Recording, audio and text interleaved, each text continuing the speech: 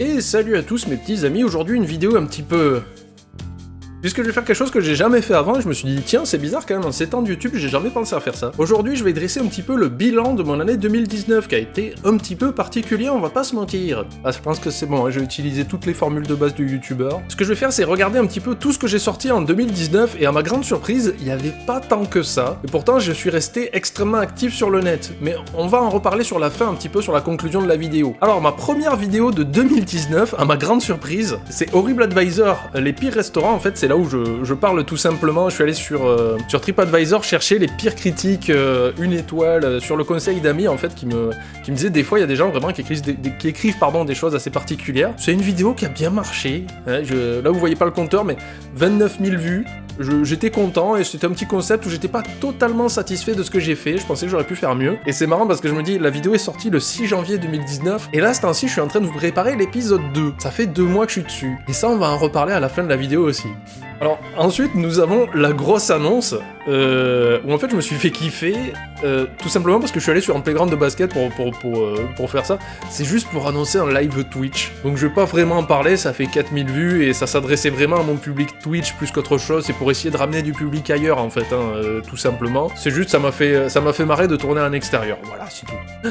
Ensuite, là, on a un bon flop, mais c'est une vidéo de niche en même temps, mais j'avais envie de la faire. Je vais passer déjà un petit coucou et un remerciement, puisque c'est la fin de l'année, pourquoi pas, à 2K et à Minuit 12, des bisous. Je vais pas nommer les gens dedans parce que je sais pas si je peux, mais je remercie ces deux compagnies de me faire confiance et de même aujourd'hui encore me contacter pour faire des trucs. Et là, typiquement, en début d'année, ils nous avaient invités avec Poppy à Londres pendant 4 jours pour le match NBA qui a eu lieu entre les Washington Wizards et les New York Knicks. Moi, j'étais comme un fou parce que je me suis dit, waouh, trop sympa de leur part de me faire venir à un truc comme ça, mais après...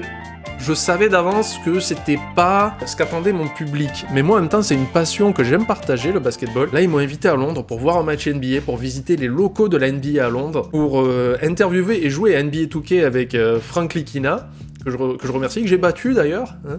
Voilà, donc c'est une petite vidéo qui a... J'ai pas envie de dire qu'elle a fait un flop, parce que 1600 vues, ça c'est moi typiquement qui me plaindrais en mode « Ah, ça fait que ça et tout », alors que 1600 vues c'est énorme en fait. Et surtout pour un truc qui est complètement à contre-pied de ce que je fais d'habitude. Mais en tout cas c'est un excellent souvenir de début d'année, cette série de vidéos à Londres pour la NBA. Encore une fois, mille merci à 2K et à Minuit 12 pour l'opportunité.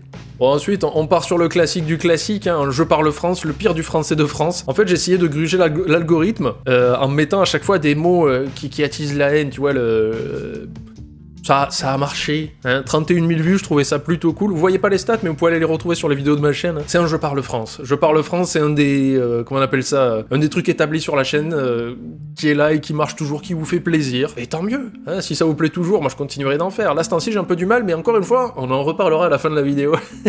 La deuxième partie de ce vlog à Londres, en fait, ce vlog, comme disent les Français, où j'ai pu être sur le parquet où le match allait avoir lieu avec plein d'autres influenceurs comme Briscoe, coucou à Briscoe aussi, où j'ai pu faire une session d'entraînement donc avec Caron Butler, qui est quand même un joueur qui a gagné un titre NBA avec Dallas, qui a joué avec Kobe Bryant et tout. Donc encore une fois, j'étais ultra heureux, et là par contre, les vues étaient au rendez-vous. Alors je sais que je vais parler de vues, mais encore une fois aussi, on va en parler en fin de vidéo, parce que presque 6000 vues pour ça, moi j'étais très content, parce que j'ai vraiment kiffé faire ça, monter cette vidéo, et même participer à l'expérience, c'était cool. Ensuite, en février, comme vous pouvez le voir ici, j'ai fait Pump BMX Pro, j'ai eu un coup de remotivation, ma motivation était un peu partie ces derniers temps. Je me suis dit, allez, je refais les lundis indés, parce que Poppy m'avait trouvé ce jeu de BMX extrêmement cool et fun. Je me suis dit, allez, on refait des lundis indés, toujours le ratio pouce vers le haut, vers le bas est très bon. De manière générale, quand vous voyez une vidéo, vous êtes très heureux de la voir, y a pas de problème, ça vous plaît toujours. Là, c'était un petit coup de revival, et je m'étais dit, allez, j'ai un coup de boost créatif, et je me rappelle que cette période de février, mars, avril, je me suis tenu à une vidéo par semaine en essayant de ramener des choses et tout. J'ai eu ce regain de nostalgie de refaire les choses comme il faut. Et Pump BMX Pro était un petit peu le point de départ. C'est intéressant. Voilà, là par contre, on retourne sur le point what the fuck où j'ai retrouvé un petit peu cette fraîcheur du début de ma chaîne en 2012. Où en 2012, j'étais beaucoup plus impulsif, en mode j'ai une idée, je la fais. C'est parti. Tu vois. Et une vidéo moelleuse, typiquement, c'était Saint-Michel qui m'avait envoyé un cartons de leur pâtisserie, hein, des biscuits et tout ça, pour me remercier parce qu'avec Sébastien Rassi, on les avait nommés dans une vidéo sur WWE 2K. En fait, on fait une blague sur El Gâteau, la marque, en parlant de gâteau, Saint-Michel, tout ça. Saint-Michel a vu ça et ils se sont dit, tiens, on va t'envoyer un carton. Ils m'ont rien demandé. Rien demandé du tout, je n'ai pas été payé, ils m'ont absolument rien demandé, c'était juste pour me remercier. Et encore une fois, Poppy m'amuse, mon inspiration me dit, mais vas-y, fais une vidéo dessus, t'en fous. Et j'ai fait une vidéo moelleuse, qui mine de rien a fait 13 000 vues, et je me suis extrêmement amusé à la faire. Ça, c'est un bon souvenir. Une vidéo moelleuse, c'était vraiment le sentiment feel good pour moi, parce que c'était vraiment, j'ai une idée à la con, je vais la faire, il y avait une part d'improvisation, il y a une part de planification, il y avait beaucoup de montage pour enrober tout ça, lol, les chocolats. Je me suis beaucoup amusé à la faire, et ça vous a fait marrer, parce que maintenant, beaucoup de gens me parlent du test du poète-poète. Si vous comprenez pas, allez voir la vidéo. Attention, retour à l'ancienne, là j'ai pris tout le monde à contre-pied, un nouveau tutoriel sur comment utiliser Facebook. Je crois que c'est pas celui-ci, non, je me rappelle plus vraiment de l'épisode, mais voilà, ça faisait très longtemps que j'en avais pas fait, 24 000 vues, je suis content. C'est parce que je retrouve vraiment ce feeling de faire des tutoriels un peu plus roots à l'ancienne, très impulsif, très bare bone, comme disent les Américains, c'est-à-dire sans superflu, sans chichi, c'est du tutoriel pur et dur. Ça faisait plaisir. À cette période-là, j'étais très heureux de faire des vidéos parce que je retrouvais vraiment ce feeling de faire des trucs de manière très impulsive. Mais je commençais un petit peu à surcharger mon planning. Mais on va en reparler aussi. On continue sur la lancée de Je suis à Donf, je m'en remets plus, ça s'arrêtera jamais. Je parle France en Bretagne, en fait, c'est le premier Je parle France, je crois, que j'ai tourné en extérieur. Je me suis dit, j'aime bien ma ville, en Bretagne. J'ai pris ma caméra, mon micro et je suis parti faire Je parle France dans la ville et c'était juste l'exercice en fait de tourner ailleurs que là où je tourne d'habitude. Du coup c'était fun à faire et j'en garde un excellent souvenir, il a fait presque beau tout le temps. J'ai réussi à esquiver les gouttes entre les prises. J'ai l'impression qu'on va enchaîner la courbe vers le bas et ça reviendra sur le bilan qu'on va faire à la fin. Le pire joueur possible, c'est moi qui me suis dit, hey, si je refaisais pas une vibe Théodule Mucrelu avec NBA 2K19, et j'avais un énorme projet. Je voulais vraiment faire un mode scénarisé à la grande détournement, où je reprenais le mode histoire de 2K19, mais en changeant l'histoire et en refaisant tous les dialogues pour que ça suive une certaine narration, et j'avais eu pour idée de faire venir plein de youtubeurs. Et dans ce premier épisode, je sais qu'il y a un créatif, Maxella et le Radier Radier. Et j'avais prévu aussi, et ils étaient ok, il devait y avoir Seb du Grenier, Fred du Grenier, Chechounet, et plein d'autres gens, et je me souviens plus où qui d'autres il y avait, mais tout le monde était ok pour le faire, et malheureusement j'ai pas continué parce que, on va toucher du doigt un de mes premiers gros défauts, c'est que je suis quelqu'un qui veut du succès instantané. Énorme défaut, et là c'était pas présent. C'est-à-dire que vous allez vous foutre de ma gueule parce que si vous êtes quelqu'un qui a une toute petite chaîne YouTube, genre vous avez 10 abonnés, vous galérez à faire des vues, et moi j'étais là à me plaindre, à faire putain j'ai fait que 8000 vues, c'est à chier. Et en fait avec le recul je me dis mais c'est de la niche.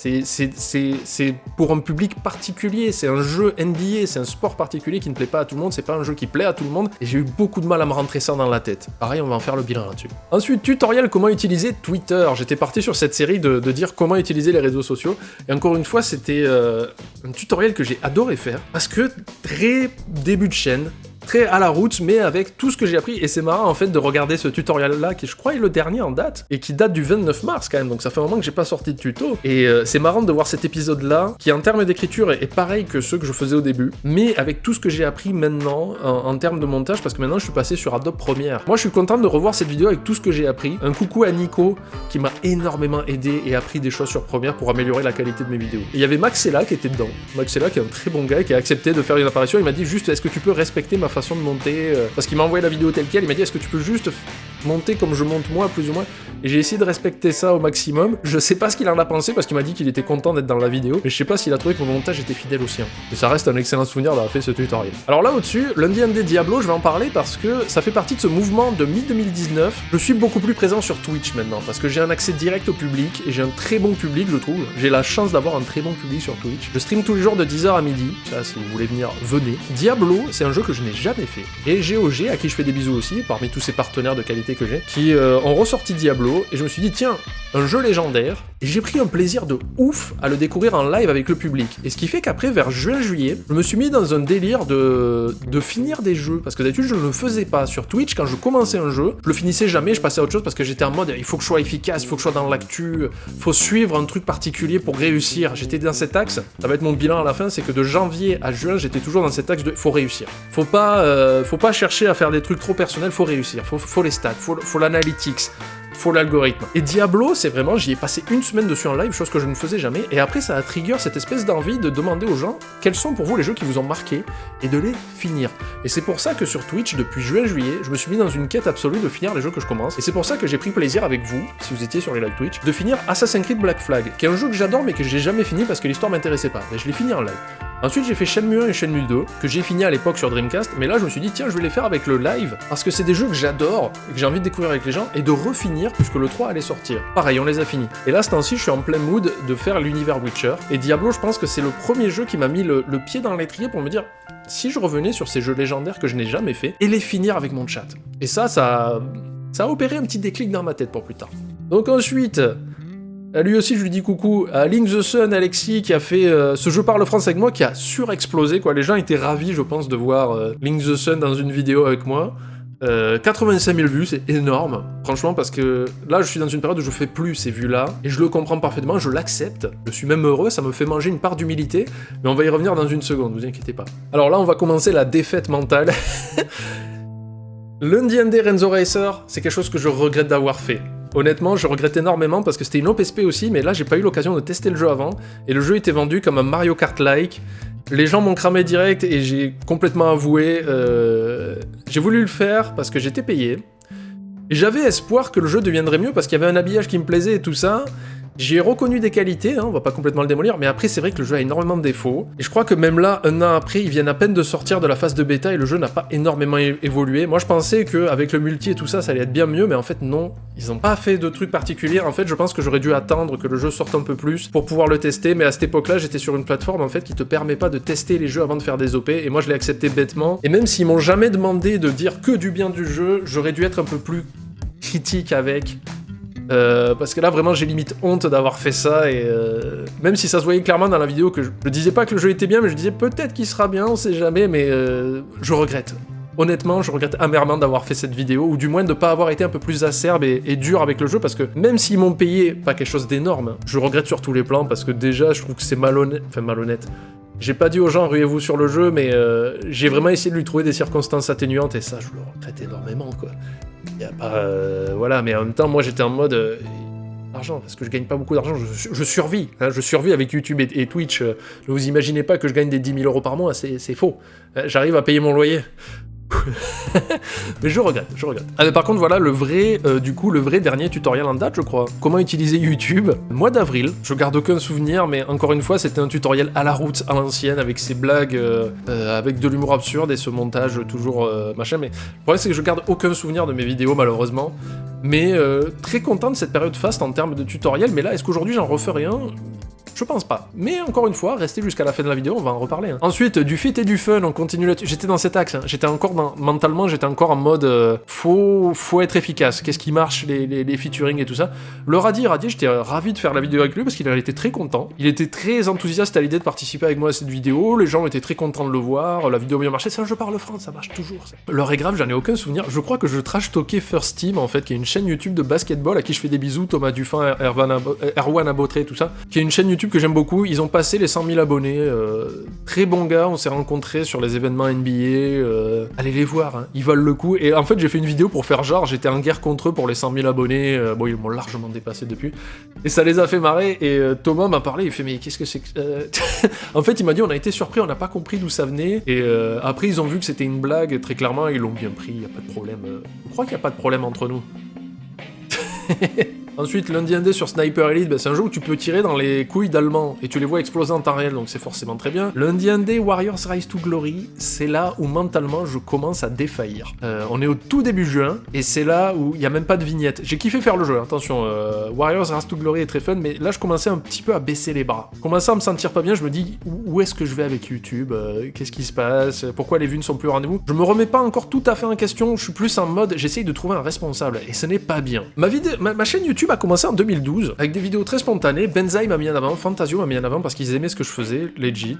J'en garde un très bon souvenir, mais après, au début, il y a eu ce processus dans ma carrière YouTube où YouTube était un jouet, et je m'amusais avec. J'avais un boulot à côté à 35 heures, et je m'amusais avec YouTube, et j'ai eu un succès, un petit succès d'estime, que je suis très content. J'ai très vite atteint les 10 000 abonnés, 20 000, 30 000, parce que je m'amusais avec. Après, ce qui s'est passé, c'est que j'ai commencé à m'ennuyer avec ce jouet, je l'ai un petit peu laissé de côté, c'est-à-dire que tutoriel et je parle France que je sortais quasiment toutes les semaines, on a commencé un peu à décaler le rythme, et puis le travail me fatiguait aussi. Physiquement, j'étais fatigué, donc mentalement, ça suit, et quand tu sors du boulot, t'as pas forcément envie de créer des trucs, mais j'étais encore dans cette optique où YouTube est mon jouet, je peux en faire ce que je veux. Et les gens étaient assez honnêtes avec moi. Et j'ai eu la chance, même aujourd'hui, d'avoir un public très intelligent, qui m'ont jamais forcé à faire quoi que ce soit. Mais le problème, c'est que j'ai commencé à lâcher un peu la bride. Et en 2016, ça a été ma déchéance absolue et j'en parle avec aucun regret. Et Poppy a essayé souvent de me le mettre dans le crâne, mais j'étais en déni complet. C'est-à-dire que mon travail a évolué, je suis passé à 40 heures semaine, je travaillais 6 jours sur 7. Donc moins l'envie de faire des vidéos, la fatigue a pris sa place, mais j'étais en mode, je veux le succès, mais en faisant moins. Et 2016, j'ai clairement pas été honnête avec vous. Et c'est pour ça que je le dis honnêtement, j'ai cherché des responsables en mode, est-ce que c'est l'algorithme YouTube, est-ce que c'est les gens qui se désintéressent de moi parce que je suis caché, qui est responsable? Et aujourd'hui, je vais le dire honnêtement, en vous regardant droit dans les yeux, le seul responsable, c'est moi. J'ai été malhonnête. J'ai été malhonnête dans ma façon de faire parce que j'ai pas été sérieux. Si vous voulez réussir dans quoi que ce soit, faut être sérieux. Faut être présent au rendez-vous, faut faire des choses, faut être régulier, faut montrer qu'on est là. Et ça, je l'ai pas fait, clairement, parce que je me suis dit, attendez, ben avant, je faisais une vidéo et tout le monde chantait mes louanges et machin de ça, aujourd'hui, c'est plus le cas, pourquoi c'est ma faute. Je vous ai abandonné un petit peu quelque part. Hein. Entre 2016 et 2018, clairement, j'ai un petit peu baissé les bras et je faisais des vidéos pour rester présent, pour essayer de respecter une espèce d'algorithme, de tenir un rythme que YouTube te demandait, ou que certaines personnes, des alchimistes qui changent le plan en or, te disent « Ah ben il faut faire ça pour rester connu ». Et j'ai essayé de coller à ça, et même si sur sa période des 3 années, il y a des vidéos que j'aime énormément, mais il y en a quelques-unes, clairement, je les ai faites parce que je voulais un succès, mais sans me renouveler en fait, et c'est pas bien. J'ai pas... Et même si j'ai essayé de faire YouTube mon travail, je pense que je l'ai pris de la pire des façons possibles. Et clairement, dès le début, j'aurais dû écouter Poppy, qui m'a donné les bons conseils, mais j'ai refusé d'écouter parce que j'étais bloqué dans ce déni absolu. Là, on arrive en 2019, où clairement tout a changé. Mais on va en reparler juste après les dernières vidéos, on va passer rapidement par-dessus. Je parle France de l'été, j'aime beaucoup la vignette. C'est un petit Je parle France, ça marche toujours. Ensuite, NBA 2K est sorti. Le 20, pardon. J'ai fait ma petite vidéo dessus pour remercier 2K quand même, il me demanderait, mais moi j'étais content de jouer au jeu et j'étais content de vous montrer que le jeu était sorti. Alors celle qui me tue le plus, c'est comment bien débuter sur NBA 2K20, où en fait j'ai parlé avec passion du mode Ma Carrière, qui est un mode de jeu que j'aime beaucoup. 18 000 vues. Et là ça, je l'ai vu hier en préparant cette vidéo, je fais waouh, masse de vues. Et il y a énormément de gens qui me demandent de faire la suite sur My Team, et je pense que je vais le faire parce que ça me titille. Tu vois. Et ça clairement, on arrive au mois de septembre où mon mental a changé d'ici là. On va en reparler encore une fois à la fin de la vidéo, je suis désolé si elle est extrêmement longue. Et je me dis, putain, j'ai bien envie de faire une vidéo pour les noobs qui ont envie de jouer à NBA 2K mais qui ne connaissent rien et qui savent pas trop comment prendre le jeu. Je l'ai fait, ça a plu. 97% de gens assez contents, et 18 000 vues. Et là, je pense que c'est la vidéo sur NBA 2K qui a fait le plus de vues si on compte pas les Théo du Cru, donc ultra ravi du résultat. Le meilleur de mes lives, un petit peu déçu que ça ait pas mieux marché, mais hier je l'ai re-regardé avec grand plaisir parce que c'est vraiment un best-of de tout ce que j'ai fait en live avec Frédéric Molas, avec Benzaï, avec plein de gens. Si vous voulez aller le voir pour m'offrir une petite vue en cette fin d'année, allez-y, n'hésitez pas. Ensuite, on a cette vidéo au-dessus. Je me fais stocker dans le quartier, c'est parce que 2K m'a offert l'icône d'influenceur dans le jeu, et je voulais faire une vidéo dessus, mais avec le recul, en parlant avec Pop, je me suis dit, c'est pas une bonne idée, c'est incompréhensible, ça veut rien dire. Je suis pas satisfait de la vidéo, et je crois que c'est la première fois en 7 ans que vraiment j'annule une vidéo, je suis à 2 doigts de l'effacer, parce que j'en suis pas content, et c'est là que je me dis que mentalement j'ai changé, c'est parce que je me suis dit, ne la sors pas. Clairement t'en es pas satisfait, tu veux la sortir juste pour sortir une vidéo, donc ne la sors pas. C'est là que j'ai commencé à évoluer dans ma tête. Ensuite, alors ça c'est la vidéo vraiment qui m'a fait tout changer mentalement. Star Citizen avec Fred du JDG. Star Citizen c'est le jeu favori de JDG. Il m'a fait kiffer le jeu parce qu'il en parle comme un passionné. Et cette vidéo, on a fait un live tous les deux, où il me montrait les nouveautés de la 3.7, où il y a des grottes, et c'est juste lui et moi qui partons à l'aventure d'un Star Citizen pendant 3 heures. Et j'étais bien après ce live, mais putain, j'étais ravi. Le chat était à fond, Fred était heureux de jouer avec quelqu'un, moi j'étais ravi de jouer à ce jeu avec lui.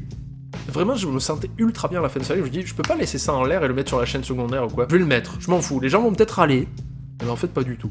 2h42, cette vidéo a explosé mon watch time parce que c'est Fred, parce que Fred est là, je me leurre pas une seule seconde, ils sont pas venus pour moi. 30 000 vues. Cette vidéo a fait plus de vues quand Je parle France, plus de vues qu'un tutoriel, je fais pourquoi je me prends la tête en fait, pourquoi je me déprime pas possible et que je bosse comme un de fou sur vidéo. J'ai fait ça et la vidéo a bien marché. Après j'ai renouvelé l'expérience avec 2K20 WWE où j'ai recréé Majin Buu et C21 dans le mode carrière juste pour m'amuser.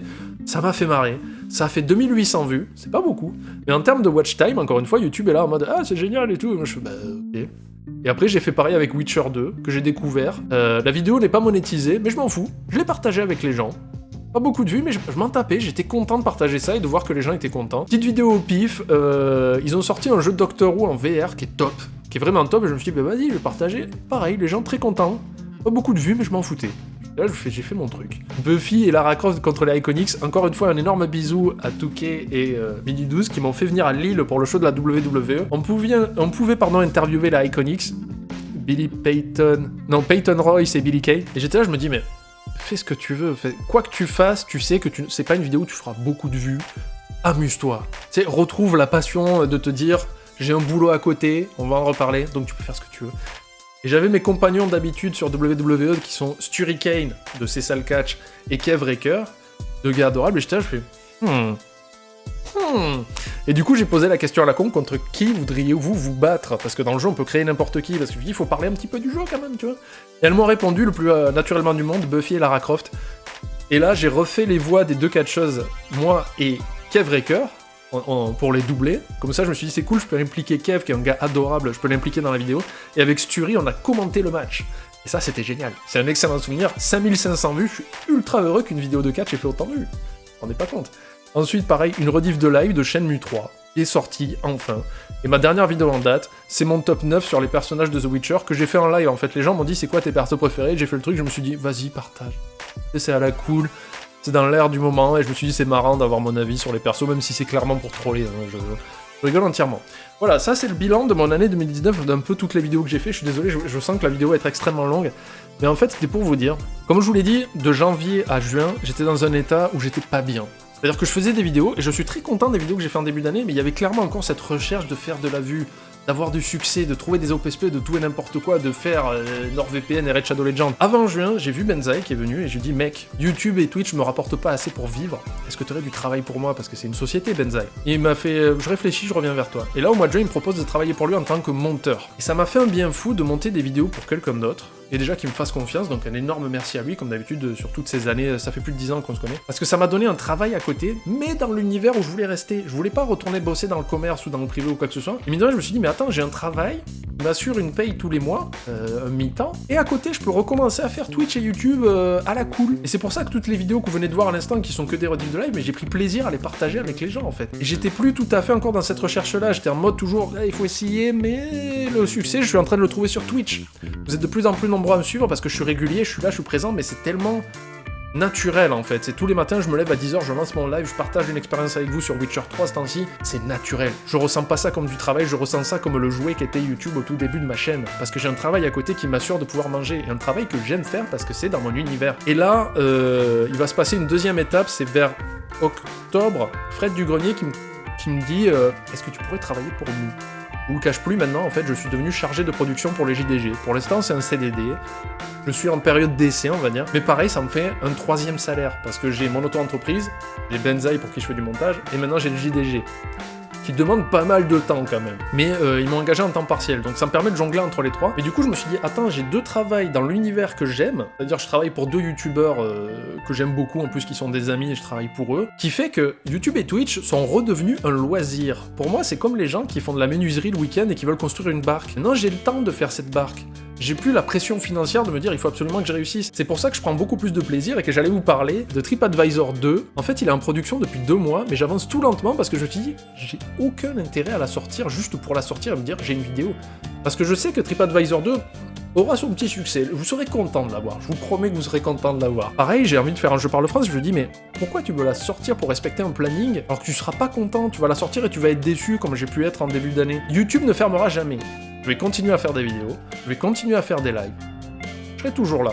Et finalement, cette année 2019, elle a été un petit peu chaotique en termes de progression, mais je pense que j'ai enfin atteint ce stade mental où je suis en paix avec moi-même, on va dire, par rapport à mes productions. Et maintenant, je suis heureux de créer des choses et de partager des lives avec vous. C'est mon bilan 2019.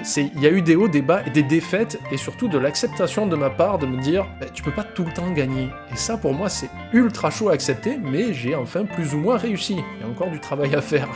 Donc voilà, c'était mon petit bilan. Après, je vais faire les phrases de fin pour vous dire j'ai un Utip. Si vous voulez m'aider, je vous le mettrai dans la description. Et d'ailleurs, dans les semaines qui vont venir, voire les mois, je vais fermer ma page Tipeee. Parce que clairement, encore une fois, je sais pas pourquoi je l'ai pas fait plus tôt, peut-être parce que je l'ai oublié. Mais je trouve ça pas génial qui est une page Tipeee où vous me donnez des sous pour me soutenir, alors que je fais pas forcément ce qu'il faut pour. La page Utip, vous pouvez regarder des pubs, vous pouvez aussi faire des dons. Je préfère tout centraliser au même endroit, ce sera plus simple pour tout le monde. Mais je vais fermer la page Tipeee dans les semaines ou les mois qui vont venir, donc prenez le temps de... Si vous êtes un de mes gentils donateurs, et encore...